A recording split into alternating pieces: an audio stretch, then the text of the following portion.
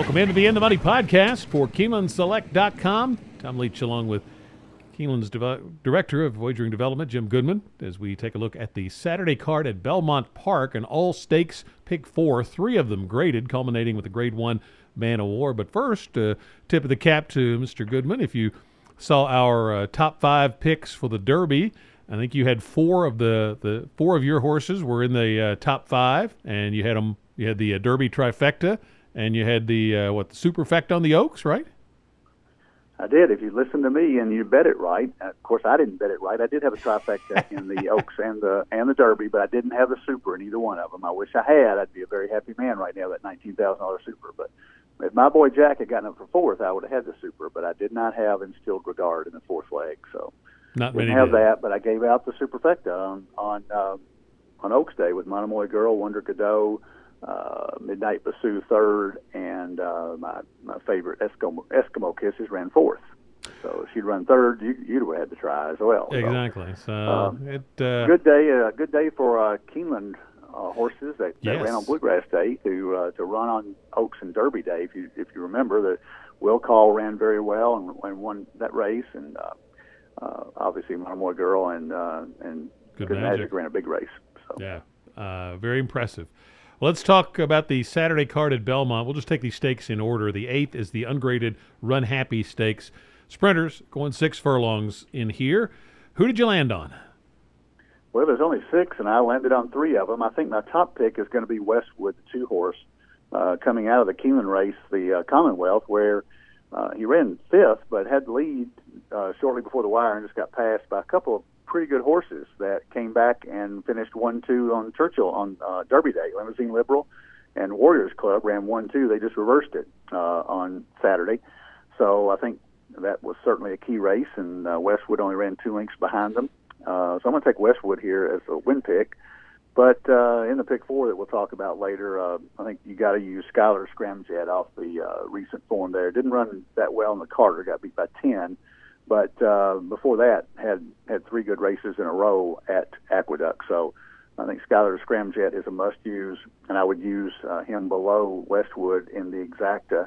I'd also throw in number 4, Great Stuff, who didn't run at all. I mean, elusive quality on turf, but throw that out. And the Carter was a little bit better race and ran behind Skylar Scramjet in the Tom Fool. So Westwood's my pick. I would use the 1 and the 4 below him in exotics. I actually went to the 5 mainly because there's so much speed in here, and I thought he could sit just off of it. And this is the connections here are Maryland-based, so why not run there next week when you've got there's really a spot on Preakness week where this horse would fit. Instead, he shows up here running, I would guess, for more money than he could run for there.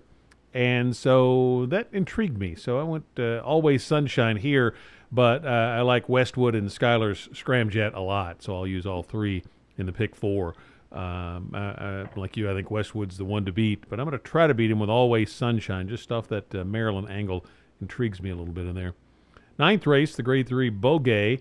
Fillies and mares on the turf going 1 mile and a 16th. Hard to get past the 2 Chad Browns in here. I ended up going to a Raving Beauty, the Euro import. He's so good with those, and this one kept Group 1 and 2 company over in Europe. Inflexibility is the other Chad Brown. And then my impression for Shug McGahee, I think, certainly has numbers that suggest that she could win this. So I'm going to use all 3 of those in the pick 4. But a Raving Beauty is my win pick in the Boghei. How about you? I would agree with you. I don't think these horses are quite as good as that Italian Grade 1 that she comes out of back in October. And Chad Brown certainly moves them up when they come over here. So I'm going to take a stand here. I'm going to use the 2 Chad Browns. I'm going to think that a Raving Beauty is probably the better horse, but Inflexibility could jump up and win as well on a 2-race win streak. So I'm going to use the 2 and the 6 and play those in exact. Shug McGahee's horse would be my 3rd choice, the 1 horse. Let's go to the Grade 3 Peter Pan, the 10th race, often a prep for the Belmont Stakes. 3-year-olds going 1 mile and an 1/8. Here you've got a horse that was an impressive maiden winner at Keeneland and Just Whistle that's in here. You got a horse that was closing late in the Bluegrass and Blended Citizen. Where did you land? Well, I landed on Just Whistle. I thought the last 2 races told something about this horse's ability. When he ran just behind Hofburg in a maiden special weight at Gulfstream, he didn't know it that day, but Hofburg turned out to be a pretty good horse. And then he was extremely impressive in running off with the maiden special weight at Keeneland at 7-5. So I think he's got a lot of ability, a late developing 3-year-old, obviously, and probably got a lot of big things coming down the road. I think he's got a lot of upside. But I couldn't. I'm going to spread here. I'm going to use Core Beliefs coming in off the San Antonio Derby. Ran 9.5 behind a couple of pretty good horses, Justify and Boat Doro. So there's nothing to be ashamed about there. Comes back at 1.1 miles here, and that should bode him well. I think Blended Citizen was closing at the end of the Bluegrass, and wound up 4 3/4 lengths behind Good Magic. I think Diamond King coming out of the Laurel Sprint or the Laurel Federico Tessio at 1.8 miles, first time stretching out to that far, and did well, won by 3/4. And then I think that's where I'm going to stand when I pick 4. But you can also make a case for High North for Brad Cox and Florent Giroux anytime that Florent goes and rides for Brad in New York. I think he's got a live shot. He's 31% for Brad this year. He's kind of made his career a little bit better with Brad Cox.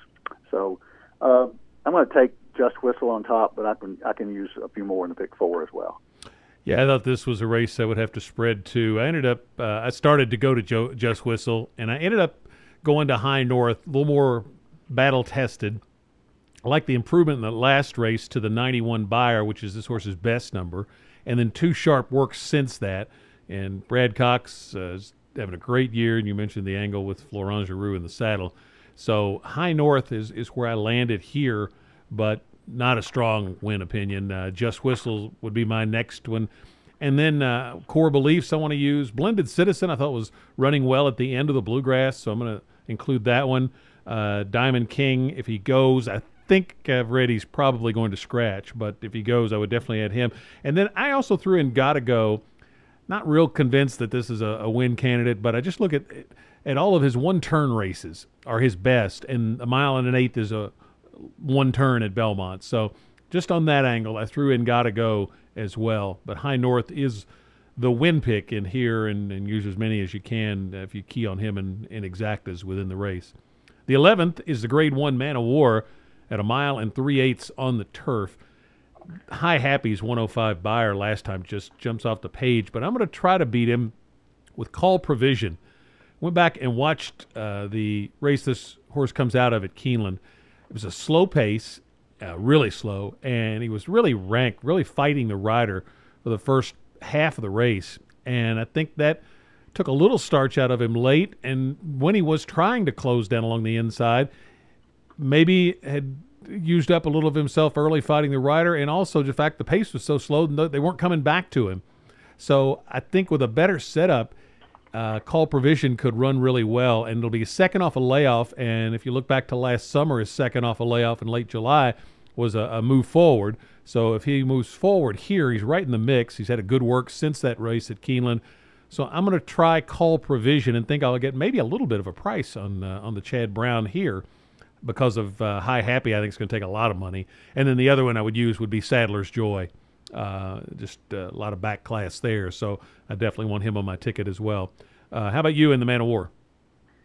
I think the way this race sets up, I'm with you. High Happy looks very good here, but I think that he's going to be compromised on the front end with One Go, All Go. And I think it sets up for a closer. And there are a number of really good closers here. Sadler's Joy comes from out of the clouds no matter what. Been 15, 18 lengths behind and closing to win. So he's only got one way to run, and it's going to set up very well for him. 1 3/8 might be a little short for him. He might need 1.5 miles to get that full closing kick. But I'm going to use Sadler's Joy. I'm going to use Wake Forest just because of Chad Brown. He's not in great form right now, but he may jump up and surprise somebody, and I'm going to use Call Provision as well. But the other one that I like as a closer is Bigger Picture. And Bigger Picture might get completely overlooked here. 12-1, Kendrick Carmouche takes the ride. He hadn't ridden him in a long time. But this horse is 4 for 7 at Belmont. There's nothing showing on his pages, so he'll be back when he was a 3- and 4-year-old, but he ran well on the Belmont turf.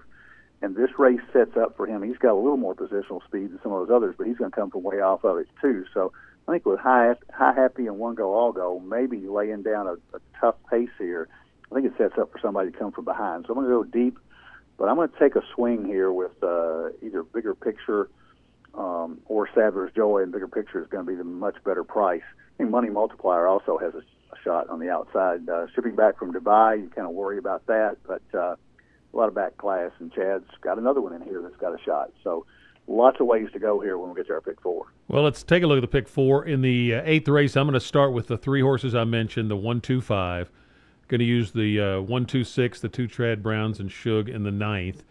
Then in the Peter Pan, I'm going 6 deep, although I suspect Diamond King will scratch, but I'm going to use 1, 3, 4, 5, 6, 7. That's Core Beliefs, Just Whistle, Blended Citizen, Diamond King, High North, and Gotta Go.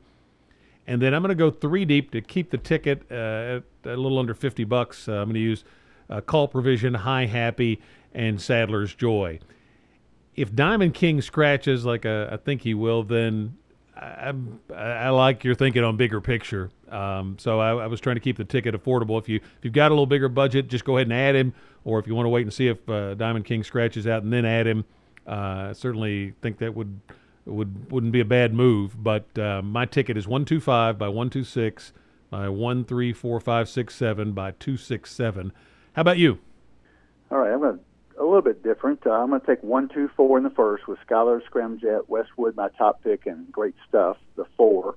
I'm going to stick with the 2, 6, Inflexibility, and a Raving Beauty, the 2 Chad Browns in the second leg. Third leg, I'm going to go 5 deep with 1, 3, 4, 5, 6, Core Beliefs, Just Whistle, Blended Citizen, Diamond King, and High North. And I'm going to keep it at $75 and go 5 deep in the last leg as well with the 2 Sadler's Joy, the 6 Call Provision, the 7 High Happy, the 8 Bigger Picture, and the 10 Money Multiplier. So that's 3 by 2 by 5 by 5, which is $75. Best of luck with your Saturday wagers. And, of course, next week it'll be Preakness weekend in Baltimore. We'll be taking a look at that right here on the In the Money podcast for KeenelandSelect.com.